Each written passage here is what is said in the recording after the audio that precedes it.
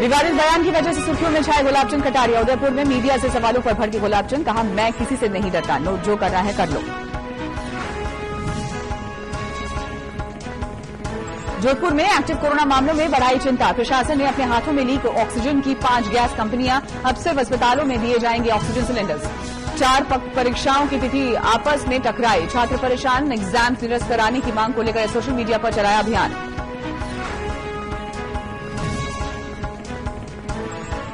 Corona संक्रमितों की मदद के लिए आरयूएचएस में बनी हेल्पलाइन डेस्क, कोई भी अस्पताल बेड नहीं होने के नहीं बना सकेंगे बहाना।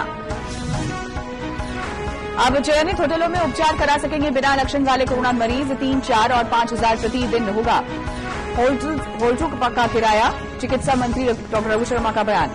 रोहतक जाट कॉलेज के कुश्ती अखाड़े में मनाया गया क्रीड़ा पखवाड़ा, ओलंपियन और बीजेपी नेता ने खिलाड़ियों का बढ़ाया मनोबल।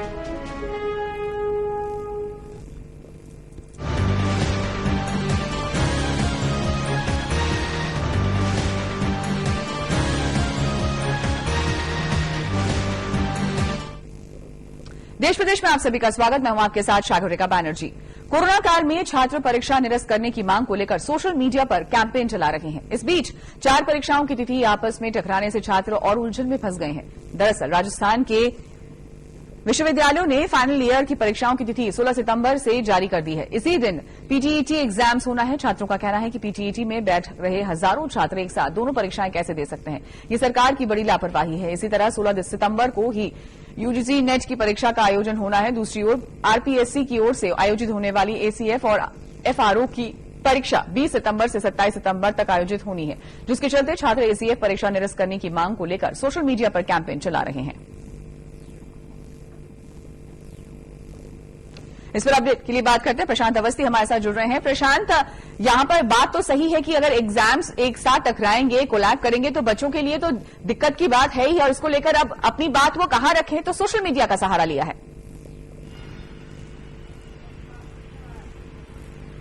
बिल्कुल, देखिए इस कोरोना काल में जहां पर बड़े बड़े नेता, प्रधानमंत्री या राष्ट्रपति सभी लोग सोशल मीडिया का जरिए से ही अपनी बात रख रहे हैं, तो स्टूडेंट भी लगातार ये बात की कोशिश कर रहे हैं, क्योंकि देखिए एक स्टूडेंट इन 4 परीक्षाएं में एग्जाम देने के लिए पहुंचता है और उनको अपनी भविष्य की चिंता रहती है, इसलिए वो अलग अलग एग्जाम्स में अलग अलग तरीकों से एग्जाम देता है। हालांकि वो तैयारियां एक समय में सभी की करते हैं, क्योंकि आसपास सभी के जो एग्जाम्स होते हैं वो आसपास एग्जाम्स के जरिए होते हैं। जनरल नॉलेज हो चुका है, मैथमेटिक्स हो चुका है, फिजिकल एजुकेशन हो चुका है, तो इसी तरीके को लेकर ये जो विद्यार्थी है इन्होंने भी अपने दम पर ये हैशटैग एग्जाम पोस्टपोन की जो कवायद शुरू की है वो काबिले तारीफ है। देखिए हम लगातार कहते हैं कि युवा और किसान ही हमारे देश का भविष्य है, और अगर हम युवाओं की बात नहीं सुनेंगे, किसानों की बात नहीं सुनेंगे, तो हमारा देश प्रगति कैसे करेगा।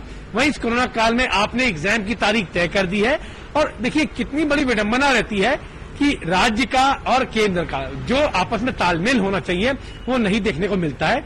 शायद तभी जो रिजल्ट्स हैं या एग्जाम का तरीका है वो बिल्कुल अलग नजर आते हैं। मैं बताऊंगा आपको कि देखिए यूपीएससी और राजस्थान के प्री टीचर्स की, उसके साथ जो राजस्थान का यूजीसी के साथ नेट में है, इन सभी परीक्षाओं को एक साथ कराने से जो भविष्य है इन सभी स्टूडेंट्स का, जो सोचते हैं कि हम एक दिशा में नहीं, लगभग कोशिश करेंगे कि 2-3 दिशाओं में अगर हमारा फाइनलाइज हो जाता है एग्जाम के सहारे तो हम उसमें उत्तीर्ण करेंगे। और हर स्टूडेंट एक नहीं 2-3 ऑप्शन रखता है, उनको रखना भी चाहिए अपने करियर के हिसाब से। ये जो योजना शुरू हुई है हैशटैग के हिसाब से, ये आने वाले समय में बहुत महत्वपूर्ण है, लेकिन अगर 24 घंटे या 48 घंटे पर इस पर कोई फैसला नहीं लिया गया तो वाकई बहुत बड़ी दिक्कत का सबब हो जाएगा। देखिए अगर हम समझे प्रैक्टिकली, केंद्र द्वारा जो आयोजित करता है उसको चेंज करना थोड़ा मुश्किल होगा, उसमें थोड़ा समय सीमा या आप बोले डेट का चेंजेस होंगे तो अच्छी बात है, लेकिन जो लोकल लेवल में यानी राजस्थान लेवल में या किसी स्टेट लेवल पे जो परीक्षाएं होती है उसको थोड़ी देर पोस्टपोन करना ये बहुत आसान होगा, क्योंकि अभी हाल ही में तैयारियां शुरू होनी बाकी हैं उसकी। तो राजस्थान यूनिवर्सिटी के एग्जाम्स हो गए या आरपीएससी के एग्जाम्स हो गए, इन दोनों परीक्षाओं में बहुत जमीन आसमान का फर्क रहता है। तो अब इसको समझने की जरूरत है। ये जो मुहिम है, जो स्टूडेंट्स अपने आप बिना किसी अध्यक्ष के, बिना किसी राजनीति के अपने भविष्य को देखते हुए लगा रहे हैं, वो काबिले तारीफ है। और शायद पहली बार ऐसा होगा बिना किसी इतना बड़ा बवाल हुए अगर ये परीक्षाएं पोस्टपोन होती है तो भारत में पूरी तरह से ये एक मिसाल कायम करेगी और वाकई एक रिकॉर्ड होगा कि स्टूडेंट ने अपनी बात का सोशल मीडिया के जरिए जो सही माध्यम है उसके जरिए अपनी बात रखी और उनकी बात पूरी हो गई है। हालांकि अभी फिलहाल इस पर चर्चा तो हो रही है, लेकिन क्या पोस्टपोन होगा या नहीं होगा इस पर अभी विराम लगा हुआ है। और सबसे बड़ी बात यहाँ पे प्रशांत ये भी आती है कि जब सरकार इस तरह से तिथियां डाल रही थी तो क्या एक बार बैठ के इसको देखने की प्रॉपर तरीके से जरूरत नहीं थी, जिससे कि ये क्लैशेज ही नहीं होते और इस तरह की कोई परिस्थिति उत्पन्न ही नहीं होती?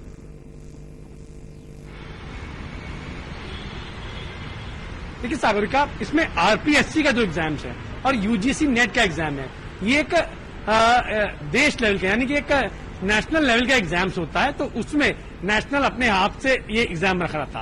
लेकिन क्योंकि कोरोना काल है, सभी को कहा गया था आप तैयारी पूरी रखिए, तो सभी ने एक डेट फिक्स कर ली कि ये बेटर डेट है, इसके हिसाब से सबने।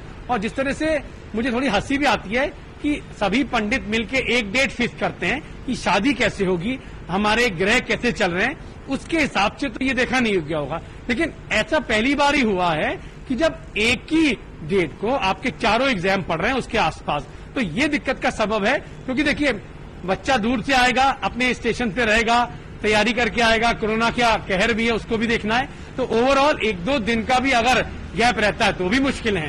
यानी आपको 2-3-4 दिन का गैप रखना ही रखना पड़ेगा। और लोकल लेवल यानी राजस्थान की जो बीएड की 3rd की एग्जाम्स है उसको लेकर, उसके बाद राजस्थान यूनिवर्सिटी के एग्जाम्स को लेकर, इन दोनों को परीक्षा में बहुत समांतर है, तो आप इस पे थोड़ा सा अप एंड डाउन कर सकते हैं। और वही मैंने बोला, यूजीसी नेट और आरपीएससी ये होते हैं सेंट्रल लेवल से एग्जाम, तो उसके लिए आपको फिर प्रारूप चेंज करने की जरूरत है। यानी केंद्र का समन्वय राज्य से बनाना है और राज्य को भी समन्वय केंद्र से बनाना है। लेकिन यहाँ दिक्कत क्या है, केंद्र का आपस में समन्वय नहीं है और राज्य का भी आपस में समन्वय नहीं है, तो दिक्कत का खामियाजा पहले आम जनता करती थी, अब स्टूडेंट कर रहा है। अब खामियाजा तो हमेशा अगर देखा जाए, कुछ भी किया जाए प्रशांत, हम सिर्फ यहाँ पे चर्चा ही कर पाते हैं और इसका खामियाजा जो भी होता है सरकार के ही, चाहे फॉलोअप्स के हों, चाहे किसी भी लेवल पर हो, चाहे केंद्र सरकार हो चाहे राज्य सरकार हो, फॉलोअप्स जब नहीं हो पाते हैं तो जो लूपहोल्स निकल कर आते हैं उसका खामियाजा आम जनता को ही भुगतना पड़ता है। और यहाँ पर इस बार बेचारे जो छात्र हैं वो इसका खामियाजा भुगत रहे हैं।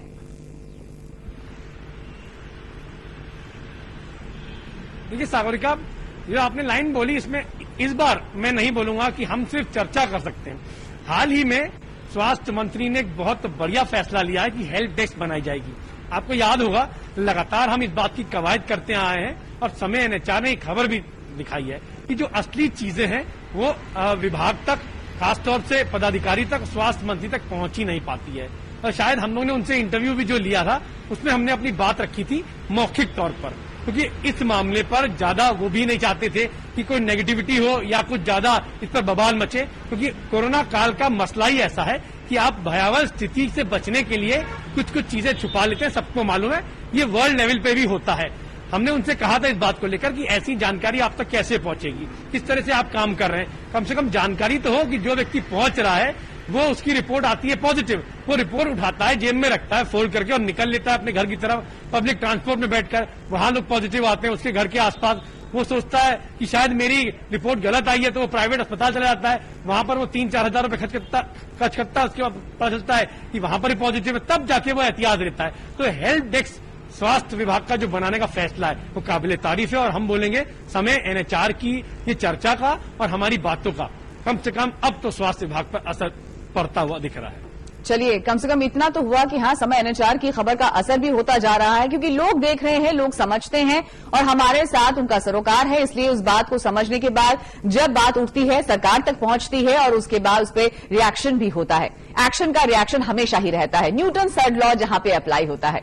चलिए, आप बने रहिए हमारे साथ। एक और मुद्दे पे आपसे चर्चा करना चाहेंगे। राजस्थान में कोरोना के मामले बढ़कर 99,775 पर पहुंच गए हैं। पिछले 12 घंटे में कोरोना के 739 नए मामले सामने आए हैं राजस्थान में।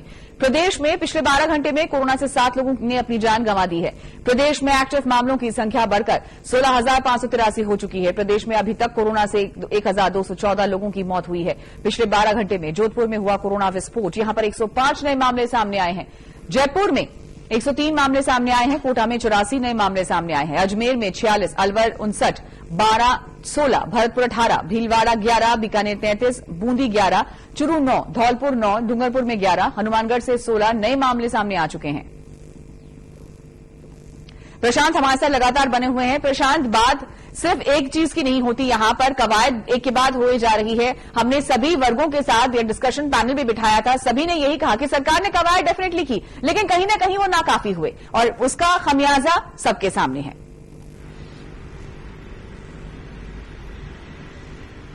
देखिए सागरिका, एक तरफ सरकार है और एक तरफ आम जनता है।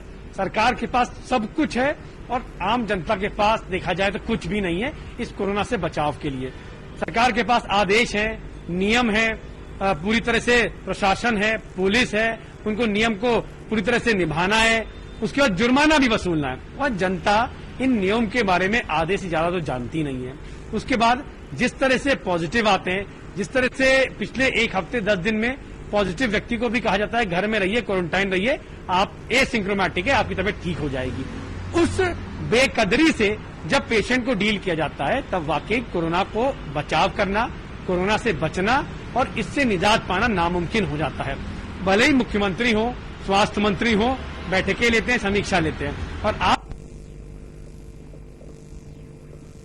बैठकों का दौर भी चलता है, समीक्षाएं भी होती हैं, लेकिन उसके बाद प्रशांत बात सवाल वहीं पे आ जाती है कि समीक्षाएं इतनी हो रही हैं, बैठकें हो रही हैं, रिजल्ट की उपेक्षा हर किसी को है, तो वो रिजल्ट कहां पर है?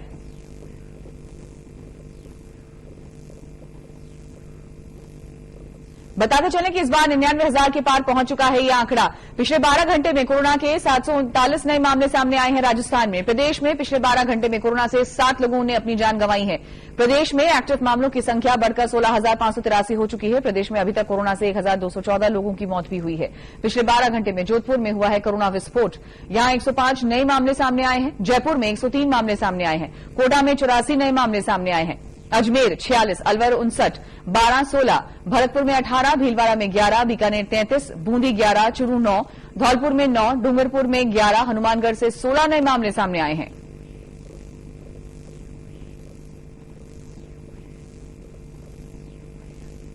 यानी आंकड़ा लगातार बढ़ रहा है और अब एक भयावह स्थिति तक पहुंच चुका है। 99,000 का आंकड़ा बहुत अच्छा दिखाई दे रहा है कि किस तरीके से यहां पर जो कोरोना विस्फोट है वो लगातार बढ़ता जा रहा है। सरकार के ऊपर प्रेशर, प्रशासन के ऊपर प्रेशर यही कि क्या इसके लिए कवायद की जा रही है। हम लगातार आपको अपडेट किए जा रहे हैं, बताते चल रहे हैं। फिलहाल यहां रुकेंगे छोटे से ब्रेक के लिए।